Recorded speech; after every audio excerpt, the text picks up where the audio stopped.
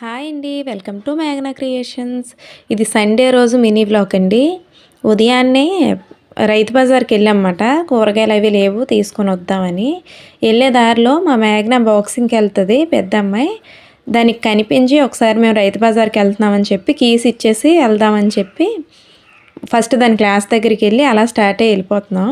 ఈరోజు రైతు బజార్కి మా చిన్నమ్మాయి కూడా వస్తుంది. ఎందుకో పడుకున్నది లేచిపోయి మరి నేను వస్తానంది. సరేలే అని చెప్పి ఇంక దాన్ని కూడా తీసుకొని వెళ్ళామన్నమాట. ఇప్పుడు తాళాలు దీనికి ఇచ్చేస్తే పర్వాలేదు, లేదంటే ఇంటి దగ్గరే ఉంటుంది కదా అని. ఇంతకు ముందంటే మేము మా మరిదాలు ఒకే లైన్లో ఉండేవాళ్ళం కాబట్టి పెద్ద ప్రాబ్లం లేదు, మేము లేకపోయినా అక్కడ ఉండేది. ఇప్పుడు మళ్ళీ ఇంటికి వచ్చి ఇక్కడ నుంచి అక్కడికి వెళ్ళలేదు కదా అని చెప్పి తాళాలు ఇచ్చేద్దామని. ఇదిగోండి, ఇదే మా మేఘనాల బాక్సింగ్ క్లాస్ మాట. హాయ్ చెప్తున్న వాళ్ళందరూ వాళ్ళ ఫ్రెండ్స్.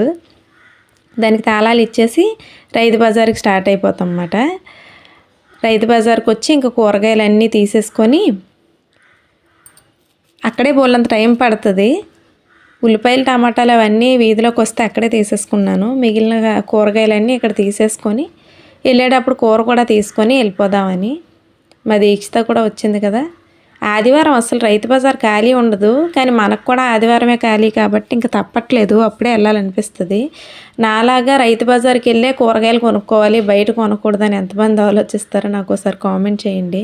నాకు మాత్రం ఎందుకో అసలు అక్కడే నచ్చుతాయి, బయటవి అంత ఫ్రెష్గానే ఉన్నట్టు అనిపించదు. ఇంకొచ్చేటప్పుడు మటన్ కూడా తీసుకొని ఇంటికి వచ్చేద్దామని చెప్పి కూరగాయలు తీసుకొని వచ్చేసాము.